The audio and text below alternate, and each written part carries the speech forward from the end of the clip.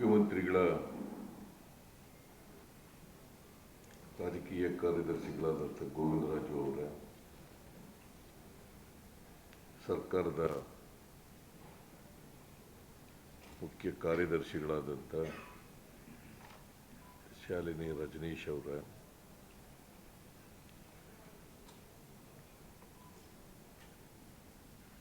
ಈ ಸಮಾರಂಭದ ಅಧ್ಯಕ್ಷತೆ ವಹಿಸಿರ್ತಕ್ಕಂಥ ಹಾಗೂ ಕರ್ನಾಟಕ ಆಡಳಿತ ಸೇವೆ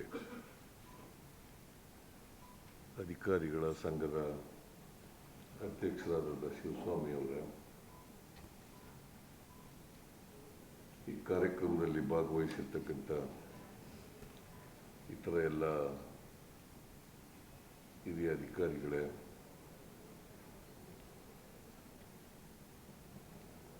ಕರ್ನಾಟಕ ಆಡಳಿತ ಸೇವಾ ವೃತ್ತಿಲಿರ್ತಕ್ಕಂಥ ಎಲ್ಲ ಅಧಿಕಾರಿ ಸ್ನೇಹಿತರೆ,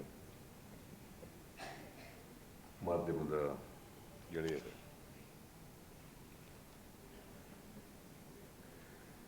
ಈಗಾಗಲೇ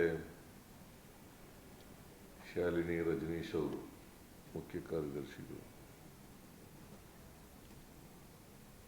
ನಿಮ್ಮನ್ನೆಲ್ಲ ಉದ್ದೇಶಿಸಿ ಮಾತನಾಡಿದ್ದಾರೆ. ಶಿವಸ್ವಾಮಿ ಅವರು ಕೂಡ ಪ್ರಾಸ್ತಾವಿಕವಾಗಿ ಮಾತನಾಡಿದ್ದಾರೆ.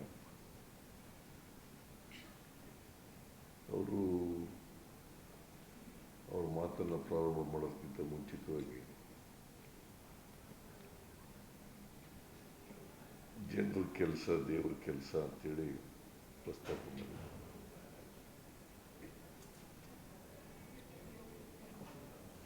ರಾಜಕಾರಣಿಗಳು ಮತ್ತು ಅಧಿಕಾರಿಗಳು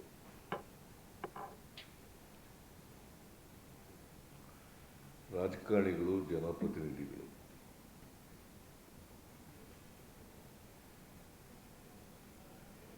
ನೀವು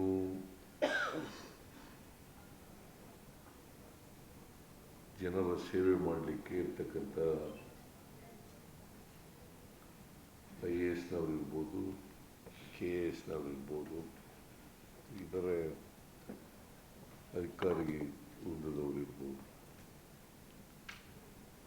ನಾವೆಲ್ಲರೂ ಕೂಡ ಪ್ರಜಾಪ್ರಭುತ್ವದಲ್ಲಿ ರಾಜಕಾರಣಿಗಳಾಗಲಿ ಅಧಿಕಾರಿಗಳಾಗಲಿ ಜನರ ಸೇವೆಯನ್ನು ಮಾಡಲಿಕ್ಕೆ ಇರ್ತಕ್ಕಂಥ ಪ್ರಜಾಪ್ರಭುತ್ವದಲ್ಲಿ ಪ್ರಜೆಗಳೇ ಪ್ರಭುಗಳು ಅಂತ ನಾವು ಕರಿತೀವಿ. ಪ್ರಜೆಗಳೇ ಪ್ರಭುಗಳು.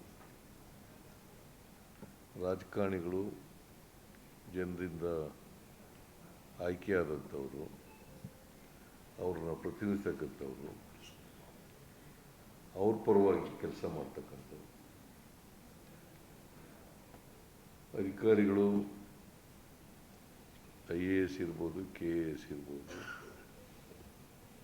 ಅವ್ರಿಗೆ ಕೆಲಸ ಮಾಡಲಿಕ್ಕೆ ನೇಮಕ ಆಗಿರ್ತಕ್ಕಂಥವ್ರು. ಇದನ್ನು ನಾವು ಮೂಲಭೂತವಾಗಿ ಅರ್ಥ ಮಾಡ್ಕೋಬೇಕು. ನಾನು ಮೊನ್ನೆ IASನವ್ರನ್ನ ಭೇಟಿ ಮಾಡಿದಂಥ ಸಂದರ್ಭದಲ್ಲಿ ಹೇಳಿದೆ, ನಮ್ಮ ಸಮಾಜದಲ್ಲಿ ಅಸಮಾನತೆ ಇದೆ. ನಾವೆಲ್ಲ ಅದೃಷ್ಟವಂತರು, ಯಾಕಂದರೆ ನಮಗೆಲ್ಲ ವಿದ್ಯೆ ಸಿಕ್ಕಿದೆ. ಹಾಗಾಗಿ ನಮಗೆ ಉದ್ಯೋಗನೂ ಕೂಡ ಸಿಕ್ಕಿದೆ.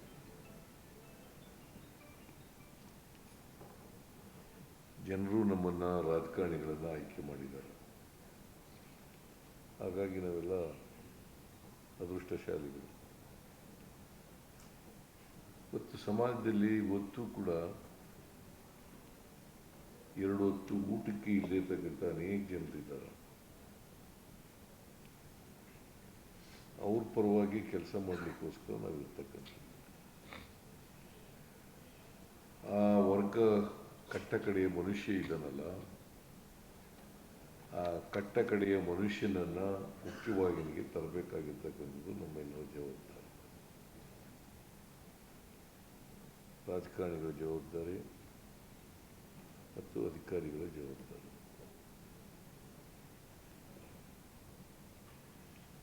ನಾವು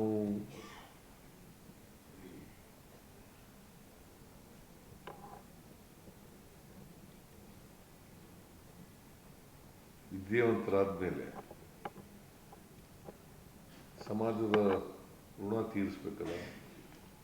ಈಗ ನಮಗೆ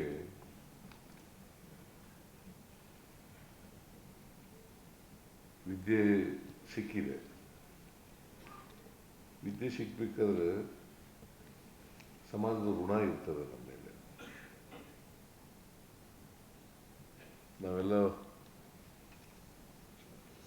ನಮ್ಮ ಮನೆ ಹಣದಿಂದಲೇ ವಿದ್ಯೆ ಪಡ್ಕೊಳ್ಳಲಿಕ್ಕೆ ಸಾಧ್ಯ ಆಗಿರಲ್ಲ. ಮನೆ ಹಣನೂ ಕೂಡ ಖರ್ಚು ಮಾಡಿರ್ತೀವಿ, ಆದರೆ ಸಮಾಜನೂ ಕೂಡ ನಮಗೆ ಖರ್ಚು ಮಾಡಿರ್ತದೆ. ಅದರಿಂದ ಸಮಾಜದ ಋಣ ನಮ್ಮ ಮೇಲೆ ಇರ್ತದೆ.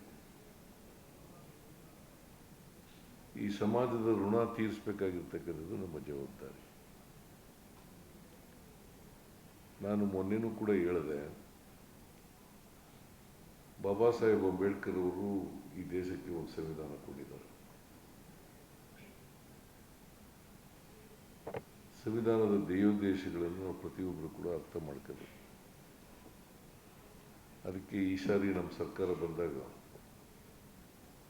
ಎಲ್ಲ ಶಾಲೆಗಳಲ್ಲಿ ಸಂವಿಧಾನವನ್ನು ಓದಿಸ್ತಕ್ಕಂಥ ಕೆಲಸವನ್ನು ಮಾಡ್ತಾ ಇದ್ದೀವಿ. ಅದು ಪ್ರತಿಯೊಬ್ಬರಿಗೂ ಕೂಡ ಅರ್ಥ ಆಗಬೇಕು.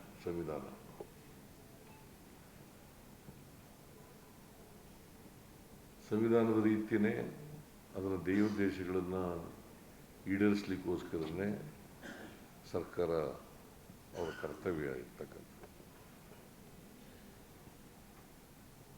ಬಾಬಾ ಸಾಹೇಬ್ ಅಂಬೇಡ್ಕರ್ ಅವರು 1949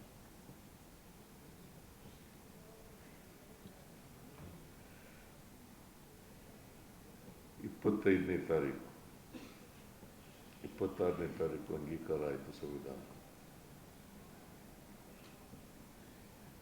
1949 ನವೆಂಬರ್ 25ನೇ ತಾರೀಕು.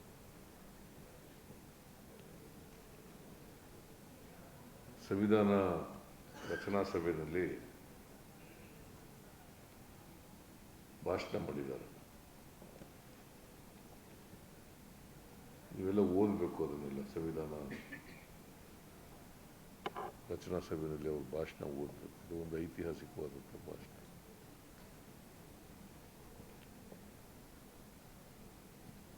ಅವ್ರು ಏನು ಹೇಳಿದ್ದಾರೆ ಅಂತಂದ್ರೆ,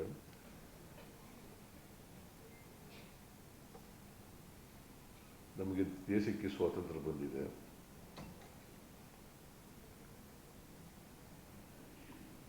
ರಾಜಕೀಯ ಸ್ವಾತಂತ್ರ್ಯ ಸಿಕ್ಕಿದೆ. ಯಾಕಂದರೆ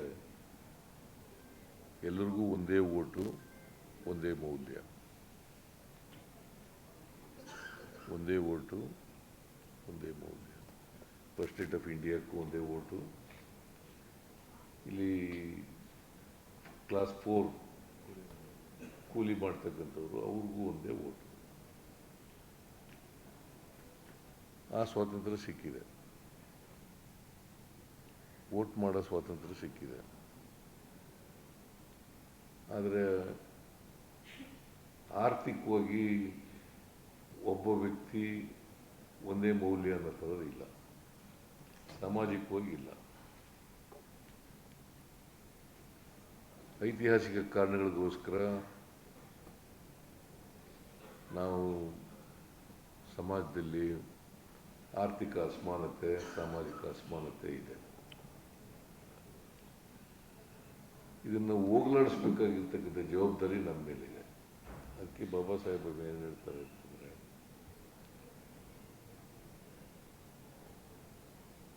1950 ಜನವರಿ 26ನೇ ತಾರೀಕು ಸಂವಿಧಾನ ಜಾರಿಗೆ ಬರ್ತಾ ಇದೆ. ಅವತ್ತು ನಾವೆಲ್ಲ ಸ್ವತಂತ್ರರಾಗಿ ವೈರುಧ್ಯತೆ ಇರ್ತಕ್ಕಂಥ ಸಮಾಜಕ್ಕೆ ಕಾಲಿಡ್ತಾ ಇದ್ದೀವಿ. ನಮ್ಮ ಸಮಾಜದಲ್ಲಿ ಆರ್ಥಿಕ ಅಸಮಾನತೆ ಇದೆ, ಸಾಮಾಜಿಕ ಅಸಮಾನತೆ ಇದೆ. ಶ್ರೀಮಂತರಿದ್ದಾರೆ, ಬಡವರಿದ್ದಾರೆ, ವಿದ್ಯಾವಂತರಿದ್ದಾರೆ, ಅವಿದ್ಯಾವಂತರಿದ್ದಾರೆ, ಸಾಮಾಜಿಕವಾಗಿ ಮುಂದುವರೆದ ಜನ ಇದ್ದಾರೆ, ಮೇಲ್ ಪದರದಲ್ಲಿರ್ತಕ್ಕಂಥ ಜನ ಇದ್ದಾರೆ, ಕೆಳ ಪದರದಲ್ಲಿರ್ತಕ್ಕಂಥ ಜನ ಇದ್ದಾರೆ. ಈ ವೈರುಧ್ಯತೆ ಇರ್ತಕ್ಕಂಥ ಸಮಾಜಕ್ಕೆ ನಾವು ಕಾಲಿಡ್ತಾ ಇದ್ದೀವಿ. ಈ ವೈರುಧ್ಯತೆಯನ್ನು ನಾವು ಹೋಗಲಾಡಿಸ್ತೇ ಹೋದರೆ, ಅಸಮಾನತೆಯನ್ನು ಹೋಗಲಾಡಿಸ್ತೇ ಹೋದರೆ, ನಾವೇನು ಸ್ವಾತಂತ್ರ್ಯ ಬಂದು ನಮಗೆ ಸ್ವಾತಂತ್ರ್ಯದ ರಾಜಕೀಯ ಪ್ರಜಾಪ್ರಭುತ್ವದ ಸೌಧ ನಾವೇನು ನಿರ್ಮಾಣ ಮಾಡ್ಕೊಂಡಿದ್ದೀವಿ, ರಾಜಕೀಯ ಪ್ರಭುತ್ವದ ಸೌಧ ಏನು ನಿರ್ಮಾಣ ಮಾಡ್ಕೊಂಡಿದ್ದೀವಿ, ಈ ಅಸಮಾನತೆ ಹಿಂಗೆ ಮುಂದುವರೆದರೆ ಈ ಸೌಧನ ಜನರೇ ಧ್ವಂಸ ಮಾಡಿಬಿಡ್ತಾರೆ ಅಂತ ಹೇಳ್ತಾರೆ.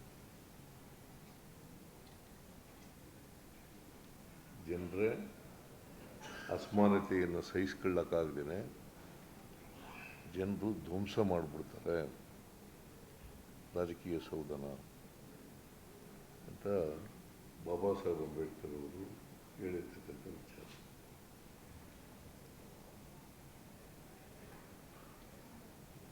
ಆ ಪರಿಸ್ಥಿತಿ ಆಗಕ್ಕೆ ಬಿಡಬಾರ್ದು ನಾವು. ಅದಕ್ಕೆ ಬದಲಾವಣೆಯನ್ನು ತರ್ತಕ್ಕಂಥ ಪ್ರಯತ್ನವನ್ನು ಮಾಡಬೇಕು. ಈಗ ನಾನು ಮುಖ್ಯಮಂತ್ರಿಯಾಗಿ 2013ರಿಂದ 2018ರವರೆಗಿದ್ದೆ. ಈಗ ಮತ್ತೆ 23ರಿಂದ ಮುಖ್ಯಮಂತ್ರಿ ಆಗಿದ್ದೀನಿ. ನಮ್ಮ ಸರ್ಕಾರದಲ್ಲಿ ಅವತ್ತು ಅನೇಕ ಕಾರ್ಯಕ್ರಮಗಳನ್ನು ಜಾರಿಗೆ ತಗೊಂಡ್ಬಂದು ಈಗ ಮತ್ತೆ 5 ಗ್ಯಾರಂಟಿ ಯೋಜನೆಗಳನ್ನು ಜಾರಿಗೆ ತಂದಿದ್ದೀವಿ. ಮನಮೋಹನ್ ಸಿಂಗ್ರವರು ಪ್ರಧಾನಮಂತ್ರಿಯಾಗಿದ್ದರು. ಅವರು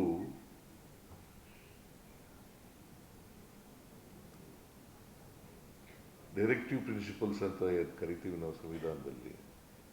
ಸಂವಿಧಾನದ 4ನೇ ಭಾಗ. ಅದರಲ್ಲಿ ನಾವು ಎಂಥ ಸಮಾಜವನ್ನು ನಿರ್ಮಾಣ ಮಾಡಬೇಕು, ಎಂಥ ದೇಶವನ್ನು ಕಟ್ಟಬೇಕು ಅಂತಕ್ಕಂಥದ್ದಿದೆ. ಅದಕ್ಕೆ ಅವರು ಪ್ರಧಾನಮಂತ್ರಿಯಾಗಿರುವಾಗ right to information, right to education, right to employment, right to food ಕಾರ್ಯಕ್ರಮಗಳನ್ನು ಜಾರಿಗೆ ತಗೊಂಡ್ಬಂದರು. ರೈಟ್ ಟು ಫುಡ್ ಇರಲೇಬೇಕಲ್ಲ, ಎಲ್ರಿಗೂ ಬದುಕ್ತಕ್ಕಂಥ ಅವಕಾಶನ ಕೊಟ್ಟಿದೆ, ಸಂವಿಧಾನ ಒದಗಿಸ್ಕೊಟ್ಟಿದೆ. ರೈಟ್ ಟು ಎಂಪ್ಲಾಯ್ಮೆಂಟ್ ಇರಬೇಕಲ್ಲ, ಎಲ್ರಿಗೂ ಉದ್ಯೋಗ ಇರಬೇಕಲ್ಲ. ಮತ್ತು ರೈಟ್ ಟು ಎಜುಕೇಷನ್, ಎಲ್ರಿಗೂ ಶಿಕ್ಷಣ ಸಿಗಬೇಕಲ್ಲ, ಮೂಲಭೂತ ಆಗಬೇಕಲ್ಲ. ಸರ್ವರಿಗೂ ಶಿಕ್ಷಣ, ಬರೀ ಭಾಷಣಕ್ಕೆ ಇರಬಾರ್ದು ಈ ಮಾತುಗಳು. ಸರ್ವರಿಗೂ ಶಿಕ್ಷಣ. ಅದಕ್ಕೆ ಈ ಶಿಕ್ಷಣ ಸಿಗದೇ ಇರೋದ್ರಿಂದಲೇ, ಅವಕಾಶಗಳು ಸಿಗದೇ ಇರೋದ್ರಿಂದಲೇ ಈ ಅಸಮಾನತೆ ನಿರ್ಮಾಣ ಆಗಿರೋದು. ಎಲ್ಲರಿಗೂ ಸಮಾನ ಅವಕಾಶಗಳು ಸಿಕ್ಕಿದ್ರೆ ಅಸಮಾನತೆ ಇರ್ಲಿಕ್ಕೆ ಸಾಧ್ಯನೇ ಇರ್ತಿರ್ಲಿಲ್ಲ. ಅವಕಾಶಗಳು ಸಿಕ್ಕಲಿಲ್ಲ, ಅಸಮಾನತೆ ನಿರ್ಮಾಣ ಆಯಿತು. ಯಾರಿಗೆ ಅವಕಾಶಗಳು ಸಿಕ್ತು ಅವ್ರ ಮೇಲಕ್ಕೆ ಬಂತು. ಈಗ ನಿಮಗೆಲ್ಲ ಅವಕಾಶಗಳು ಸಿಕ್ತು, ನೀವು ವಿದ್ಯಾವಂತರಾಗಿದ್ದೀರಿ, KAS ಆಫೀಸರ್ಗಳಾಗಿದ್ದೀರಿ. ನನಗೆ ಅವಕಾಶ ಸಿಕ್ಕಿದೆ, ನಾನು ಲಾಯರ್ ಆದೆ, ರಾಜಕಾರಣಿ ಆದೆ, ಈಗ ಮುಖ್ಯಮಂತ್ರಿ ಆಗಿದ್ದೀನಿ. ಅವಕಾಶಗಳು ಸಿಕ್ಕದೇ ಇರೋರು ಇದ್ದಾವೆಲ್ಲ. ಅವ್ರಿಗೆ ಸಮಾನ ಅವಕಾಶಗಳು ಸಿಕ್ಕಿದಾಗ ಮಾತ್ರ ನಾವು ಒಂದು ಸಮಾಜವನ್ನು ನಿರ್ಮಾಣ ಮಾಡಲಿಕ್ಕೆ ಸಾಧ್ಯ. ಇಲ್ಲದಿರೋ ಸಾಧ್ಯನೇ ಆಗೋದಿಲ್ಲ. ಈ ಅಸಮಾನತೆ ಹಿಂಗೆ ಮುಂದುವರ್ಕೊಂಡು ಹೋಗ್ತದೆ. ಬುದ್ಧನ ಕಾಲದಿಂದ ಹಿಡಿದು ಇವತ್ತಿನವರೆಗೆ ಬಸವಣ್ಣ ಹೇಳ್ದ, ಬುದ್ಧ ಹೇಳ್ದ, ಆಮೇಲೆ ಅನೇಕ ಜನ ಸಮಾಜ ಸುಧಾರಕರು ಹೇಳಿದ್ರು, ಸಂತರು ಹೇಳಿದ್ರು, ಭಾಳ ಜನ ಹೇಳಿದ್ದಾರೆ, ಸಮಾಜ ಸುಧಾರಕರೆಲ್ಲ ಹೇಳಿದ್ದಾರೆ. ಅನೇಕ ಧರ್ಮಗಳಲ್ಲಿ ಕೂಡ ಇವೆಲ್ಲ ಪ್ರಚಾರ ಆಗಿದ್ದಾವೆ.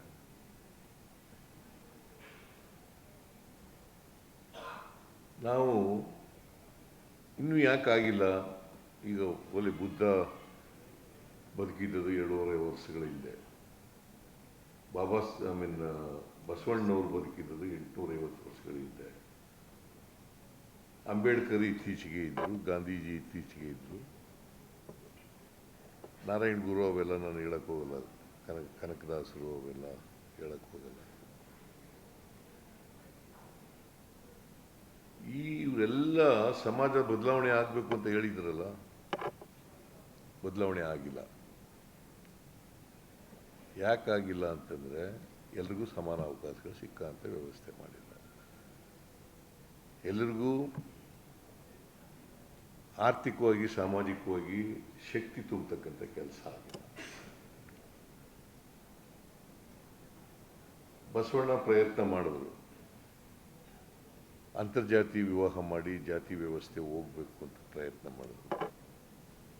ಪಟ್ಟಭದ್ರ ಹಿತಾಸಕ್ತರು ಅವ್ರನ್ನೇ ಅದು ಮಾಡಕ್ಕೆ ಬಿಡಲಿಲ್ಲ.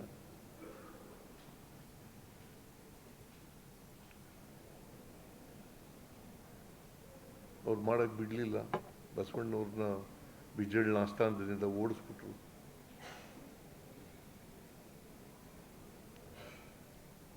ನಮ್ಮ ದೇಶದಲ್ಲಿ ಪಟ್ಟಭದ್ರ ಹಿತಾಸಕ್ತರು ಇನ್ನೂ ಗಟ್ಟಿಯಾಗಿದ್ದಾರೆ ಅಂತ ತಿಳ್ಕೋಬೇಕಾಗ್ತದೆ. ಅದಕ್ಕೆ ನಾವು ಯಾರು ತಪ್ಪು ತಿಳ್ಕೋಬಾರ್ದು.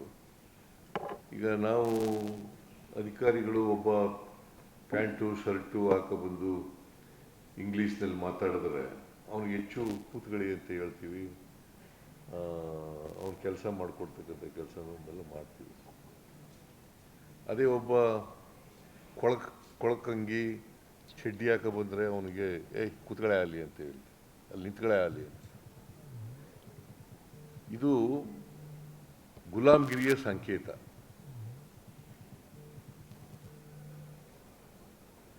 ಈಗ ಜಯೇಶ್ ಪಟೇಲ್ ಹೇಳ್ತಿದ್ರು ಯಾವಾಗ, ಒಬ್ಬ ಮೇಲ್ಜಾತಿ ಅವನು ಬಂದರೆ ಅವನಿಗೆ ಏನು ಸ್ವಾಮಿ ಚೆನ್ನಾಗಿದ್ದೀರಾ ಅಂತ ಕೇಳ್ತಿದ್ರು. ಅದೇ ಒಬ್ಬ ದಲಿತ ವರ್ಗಕ್ಕೆ ಸೇರಿದಂಥವನು ಅಥವಾ ಬಡ ಕುಟುಂಬಕ್ಕೆ ಸೇರಿದಂಥವನು ಬಂದರೆ ಏನಯ್ಯ ಹೆಂಗಿದ್ದೀನಯ್ಯ ಅಂತ ಕೇಳ್ತೀವಿ. ಏನಪ್ಪ ಹೆಂಗಿದೆಯೋ ಏಕವಚನದಲ್ಲಿ ಮಾತಾಡಿಸ್ತೀವಿ, ಅವ್ರಿಗೆ ಬಹುವಚನದಲ್ಲಿ ಮಾತಾಡಿಸ್ತೀವಿ. ಅವನು ಬಡವನಾದರೂ ಮೇಲ್ಜಾತಿಯವ್ರನ್ನ, ಬಡವರಾದರೂ ಕೂಡ ಬಹುವಚನದಲ್ಲಿ ಮಾತಾಡಿಸ್ತೀವಿ. ಆದರೆ ಶ್ರೀಮಂತ ಆಗಿದ್ರೂ ಕೂಡ ದಲಿತ ಸಮಾಜದಲ್ಲಿ ಹುಟ್ಟಿದವನು ಅಥವಾ ಇನ್ಯಾವುದೋ ಕೆಳ ಜಾತಿಯಲ್ಲಿ ಹುಟ್ಟಿದವನು ಅವನು ಬಂದರೆ ಅವನು ಏಕವಚನದಲ್ಲಿ ಮಾತಾಡಿಸ್ತೀವಿ. ಇದು ನಮ್ಮ ಮನಸ್ಸಿನಲ್ಲಿರ್ತಕ್ಕಂಥ ಸ್ಲೇವರಿ ಮೈಂಡ್. ಗೊತ್ತಾಯ್ತಾ? Slavery mind.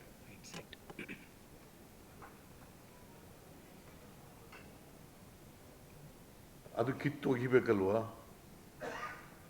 ಅದು ನಮ್ಮಲ್ಲೂ ಬರಬೇಕು, ಎಲ್ಲರಲ್ಲೂ ಬರಬೇಕು. ಅದಕ್ಕೆ ಬಾಬಾ ಸಾಹೇಬ್ ಅಂಬೇಡ್ಕರ್ ಒಂದು ಕಡೆ ಏನು ಹೇಳ್ತಾರೆ ಅಂತಂದರೆ, ನಮಗೆ ರಾಜಕೀಯ ಸ್ವಾತಂತ್ರ್ಯ ಯಶಸ್ವಿ ಆಗಬೇಕಾದ್ರೆ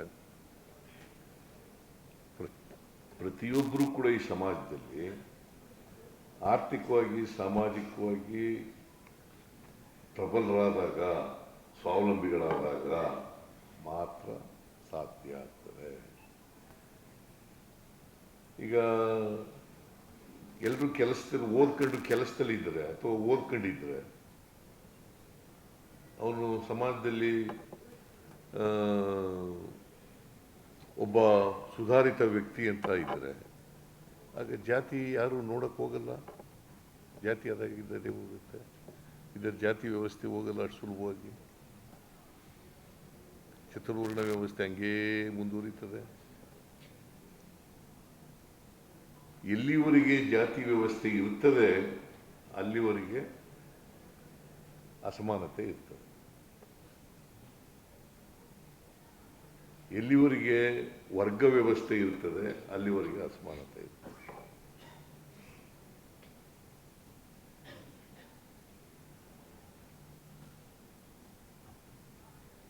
ಅದರಿಂದ ನಾವೆಲ್ಲರೂ ಕೂಡ ಈ ಸಮಾಜದಲ್ಲಿ, ಇಂಥ ಸಮಾಜ ಬೇರೆ ದೇಶಗಳಲ್ಲಿ ಸ್ವಲ್ಪ ಮಟ್ಟಿಗೆ ಇರ್ಬೋದು, ಬಟ್ ಈ ಮಟ್ಟಿಗೆ ಇರಲಿಕ್ಕೆ ಸಾಧ್ಯ ಇಲ್ಲ. ಯಾಕಂದರೆ ಇಲ್ಲಿ ಭಾಳ ಜಾತಿ ವ್ಯವಸ್ಥೆ ಭಾಳ ಬಲವಾಗಿ ಬೇರೂರಿಬಿಟ್ಟಿದೆ. ಅದರಿಂದ ಮಾಡಲಿಕ್ಕೆ ಸಾಧ್ಯ, ಅದು ಅಷ್ಟು ಬದಲಾವಣೆ ಅಷ್ಟು ವಿಳಂಬ ಆಗಲಿಕ್ಕೆ ಕಾರಣ ಆಗಿರೋದು. ಎಷ್ಟು ವರ್ಷಗಳಿಂದ, ಬುದ್ಧನ ಕಾಲದಿಂದ ಹಿಡಿದು ಇವತ್ತಿನವರಿಗೆ ನಡೀತಲೇ ಇದೆ. ಬಸವಣ್ಣನ ಕಾಲದಲ್ಲಿ ಇವತ್ತಿನವರಿಗೆ ಇವನಾರವ ಅಂತ ಹೇಳ್ತೇವೆ ಹೊರತು ಅಂತ ಬಸವಣ್ಣವ್ರು ಹೇಳೋದು ಅಂತ ಅನ್ಬೇಡೆಯ, ಇವ ನಮ್ಮವ ಅಂತ ಹೇಳು ಅಂತ ಹೇಳೋದು. ಆದರೆ ಇದು ಹೇಳತ್ಲೇ ಇದ್ದೀವಿ, ಆದರೆ ಸಮಾಜ ಮಾತ್ರ ಸುಧಾರಣೆ ಆಗ್ತಿಲ್ಲ. ಇವನಾರವ ಅಂತ ಹೇಳೋದು, ನಮ್ಮವ ಅಂತ ಹೇಳೋದೇ ಇಲ್ಲ. ಇವನಾರವ ಅಂತ ಹೇಳಿ ಆಮೇಲೆ ನಮ್ಮವ ಅಂತ ಎಲ್ಲ ವಚನ ಎಲ್ಲ ಹೇಳ್ಬಿಟ್ಟು ಆಮೇಲೆ ನೀ ಯಾವ ಜಾತಿಯವನು ಅಂತ ಕೇಳ,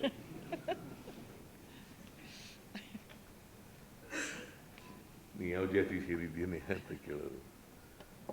ಸೊ ಈ ಜಾತಿ ವ್ಯವಸ್ಥೆ ಇರೋವರಿಗೆ ಬದಲಾವಣೆ ಆಗಲಿಕ್ಕೆ ಸಾಧ್ಯ ಇಲ್ಲ. ಈ ಬದಲಾವಣೆಯನ್ನು ತರಲಿಕ್ಕೋಸ್ಕರನೇ ನಾವೆಲ್ಲ ಶ್ರಮಿಸಬೇಕು, ಪ್ರಯತ್ನ ಮಾಡಬೇಕು. ಇಂಥ ಸಮಾಜದಲ್ಲಿ ನಾವೆಲ್ಲ ಸೇವೆ ಮಾಡ್ತಕ್ಕಂಥ, ಜನರ ಸೇವೆ ಮಾಡ್ತಕ್ಕಂಥ ಕೆಲಸದಲ್ಲಿದ್ದೀವಲ್ಲ, ಇದನ್ನು ಮಾಡ್ತಕ್ಕಂಥದ್ದಾಯಿತು. ಈಗ IASನವರು KASನವರು ಅಂತ ಇದ್ದಾರಲ್ಲ, ಅವರು ವ್ಯತ್ಯಾಸಗಳಷ್ಟೇ. ಅವರು ಆಲ್ ಇಂಡಿಯಾ ಸರ್ವಿಸ್ನವರು, ನೀವು ಕರ್ನಾಟಕ ಸರ್ವಿಸ್ನವರು, ಬಟ್ ಮೂಲತಃ ಭಾರತೀಯರು ಅಲ್ವಾ? ಭಾರತೀಯರಿಗೋಸ್ಕರ ಇರ್ತಕ್ಕಂಥವ್ರು, ಭಾರತೀಯ ಸಮಾಜಕ್ಕೋಸ್ಕರ ಇರ್ತಕ್ಕಂಥವ್ರು. ಅದನ್ನು ಮಾಡಬೇಕು. ಒಂದೇ ಕೆಲಸ ಒಂದೇ ಅಲ್ವಾ?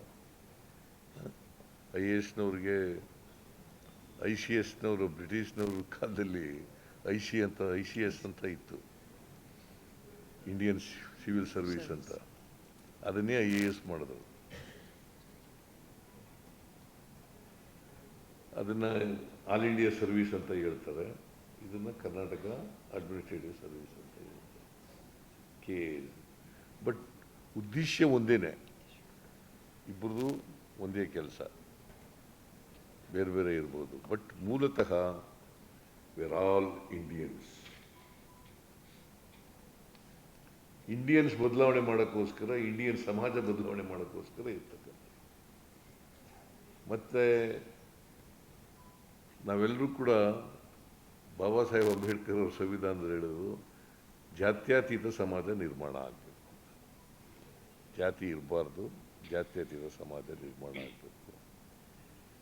ಅವನು ಯಾವ ಜಾತಿಯವನಾರ ಆಗಿರಲಿ, ಬಡವ ಯಾವ ಜಾತಿಯವನಾರ ಆಗಿರಲಿ, ಅವನು ಮೇಲಕ್ಕೆ ಬರಬೇಕಲ್ಲ, ಮುಖ್ಯವಾಹಿನಿಗೆ ಬರಬೇಕಲ್ಲ. ಅದಕ್ಕೋಸ್ಕರ ನಾವೆಲ್ಲ ಪ್ರಾಮಾಣಿಕವಾಗಿ ಕೆಲಸ ಮಾಡಬೇಕು. ಅದಕ್ಕೆ ನಾನು ಮೊನ್ನೆ ಹೇಳಿದೆ, ಆತ್ಮಸಾಕ್ಷಿ ಅಂತ ಒಂದಿದೆ. ಯಾರು ಏನು ಹೇಳ್ತಾರೆ ಅಂತಕ್ಕಂಥದ್ದು ಮುಖ್ಯ ಅಲ್ಲ. ತಪ್ಪು ಮಾಡಿದವ್ರಿಗೆ ಶಿಕ್ಷೆ ಮಾಡಲಿಕ್ಕೆ ನಾವು ಕಾನೂನುಗಳು ಮಾಡ್ಕೊಂಡಿದ್ದೀವಿ. ಅದರ ಪ್ರಕಾರ ಶಿಕ್ಷೆ ಮಾಡ್ತಕ್ಕಂಥದ್ದು ಒಂದು ಭಾಗ.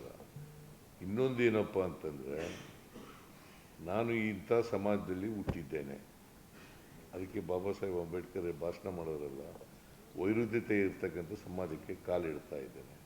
ಈ ವೈರುಧ್ಯತೆ ಇರಬೇಕಾ ಬೇಡವಾ? ದಟ್ ಶುಡ್ ಬಿ ಅವರ ಮೋಟೋ.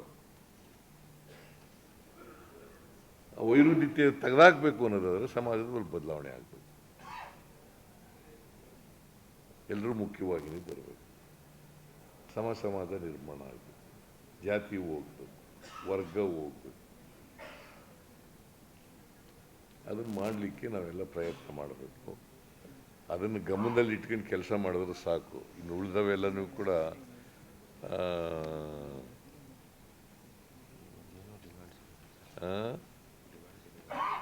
ಇವು ನಿಮ್ಮ ಡಿಮ್ಯಾಂಡ್ಸ್ಗಳು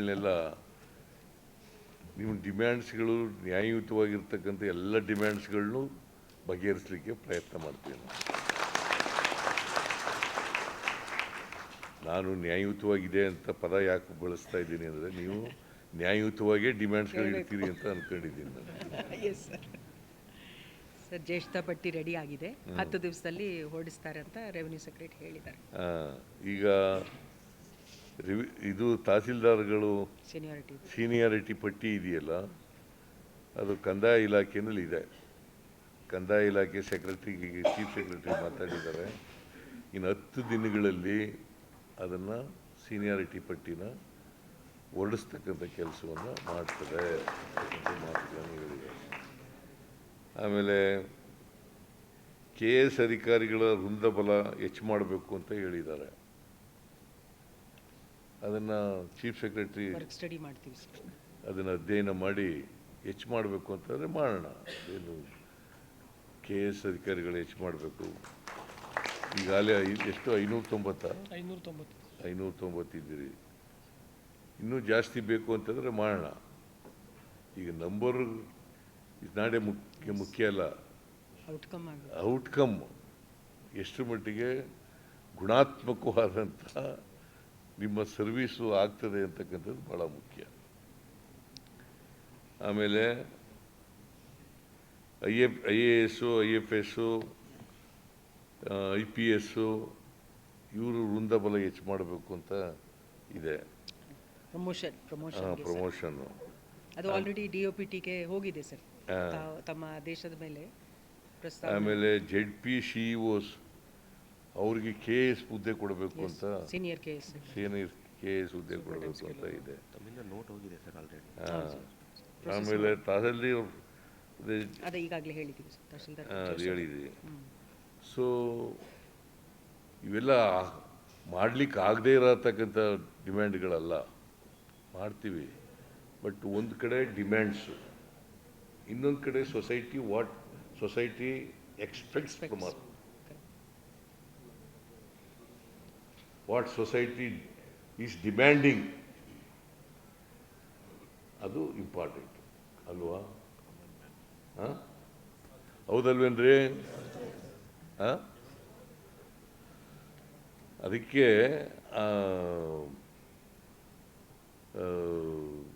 ಬಾಬಾ ಸಾಹೇಬ್ ಅಂಬೇಡ್ಕರ್ ಅವರ ಭಾಷಣ ಅದು ಓದಿ. ನೀವೆಲ್ಲ ಓದಿದ್ರಿ? ಎಷ್ಟು ಜನ ಓದಿದ್ದೀರಿ? ಐ ಡೋಂಟ್ ನೋ ಎಷ್ಟು ಜನ ಓದಿದ್ದೀರಿ ಅಂತ ಗೊತ್ತಿಲ್ಲ. ಓದಿದ್ದೀರೇನಪ್ಪ? ನೀವು ಓದಿದ್ದೀಯಾ? ನೀವೆಷ್ಟು ಜನ ಓದಿದ್ದೀರಿ ಗೊತ್ತಿಲ್ಲ ನನಗೆ. ನೀವು ಈಗ ಪರೀಕ್ಷೆ ಮಾಡೋಕ್ಕೆ ಹೋಗಲ್ಲ ನಾನು. ಓದ್ಕೊಳ್ಳಿ ಅಷ್ಟೇ. ಓದ್ಕೊಂಡು ಈಗ ಈ ಕೆಂಗಲ್ ಹನುಮಂತಯ್ಯನವರು ವಿಧಾನಸೌಧ ಕಳಿಸಿದ್ರಲ್ಲ, ಆಗ ಬರೆಸಿದ್ರು ಜನರ ಕೆಲಸ ದೇವರ ಕೆಲಸ ಅಂತ ಅಲ್ವಾ? ಸೊ ಅದಕ್ಕೆ ನಾವೆಲ್ಲ ಇರೋದು, ರಾಜಕಾರಣಿಗಳು ಇರೋದು, ಅಧಿಕಾರಿಗಳಿರೋದು. Whether they are IAS officer or KS officer, any other cadre ಯಾರಿದ್ದರೂ ಕೂಡ ಅದನ್ನೇ ಮಾಡಬೇಕಾಗುತ್ತೆ. ನಮಗೆ ಜನಗಳನ್ನ ಆಯ್ಕೆ ಮಾಡಿ ನಮ್ಮ ಕೆಲಸ ಮಾಡಿ ಅಂತ ಕಳಿಸಿದ್ದಾರೆ, ನಿಮಗೆ ಅವ್ರ ಕೆಲಸ ಮಾಡಿ ಅಂತ ಹೇಳಿದ್ದಾರೆ ಅಲ್ವಾ?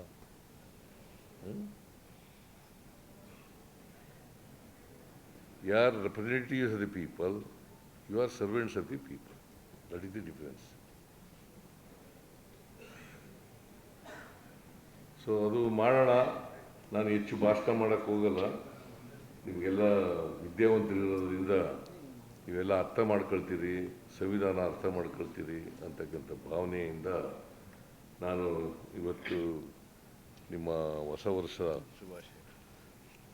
ವರ್ಷ ದಿನಚರಿ ಮತ್ತು ಕ್ಯಾಲೆಂಡರ್ ಪ್ರತಿ ವರ್ಷನೂ ಬಿಡುಗಡೆ ಮಾಡ್ತೀರಿ. ಈ ವರ್ಷನೂ ಬಿಡುಗಡೆ ಮಾಡ್ತಾಯಿದ್ದೀರಿ. ಅದನ್ನು ಅತ್ಯಂತ ಸಂತೋಷದಿಂದ ನಿಮ್ಮ ದಿನಚರಿ ಮತ್ತು ಕ್ಯಾಲೆಂಡರನ್ನು ಬಿಡುಗಡೆ ಮಾಡಿದ್ದೇನೆ ಅಂತ ಹೇಳಿ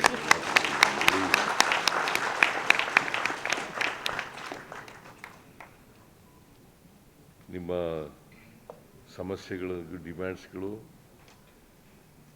ಮತ್ತು ನಾನು ಹೇಳಿದಂಥ ಮಾತುಗಳು, ನಿಮ್ಮ ಜವಾಬ್ದಾರಿಗಳು, ಅದನ್ನು ಪ್ರಾಮಾಣಿಕವಾಗಿ ನಿರ್ವಹಿಸಬೇಕು. ಮತ್ತು ಸರ್ಕಾರ ಮಾಡಿದಂಥ ಕಾರ್ಯಕ್ರಮಗಳನ್ನು ಜನರಿಗೆ ಮುಟ್ಟಿಸ್ತಕ್ಕಂಥ ಕೆಲಸ. ಅದಕ್ಕೆ ಈ ಮಧ್ಯವರ್ತಿಗಳು ಇರಬಾರ್ದು ಅಂತಲೇ ಈ ಪಂಚಾಯತ್ ಯೋಜನೆಗಳಲ್ಲಿ ಮಧ್ಯವರ್ತಿಗಳು ಇಲ್ಲದೇ ಇರೋದಾಗ ಮಾಡಿದ್ದೀವಿ. ನೇರವಾಗಿ ಅವ್ರಿಗೆ ಸವಲತ್ತನ್ನು ತಲುಪಿಸ್ತಕ್ಕಂಥ ಕೆಲಸವನ್ನು ಮಾಡ್ತಾಯಿದ್ವಿ. ನಿಮಗೂ ತೊಂದರೆ ಇಲ್ಲ, ನಮಗೂ ತೊಂದರೆ ಇಲ್ಲ. ಮಧ್ಯವರ್ತಿಗಳು ಇದ್ಬಿಟ್ರೆ ನಿಮಗೂ ತಾಪತ್ರಯ, ನಮಗೂ ತಾಪತ್ರಯ ಅಲ್ವಾ?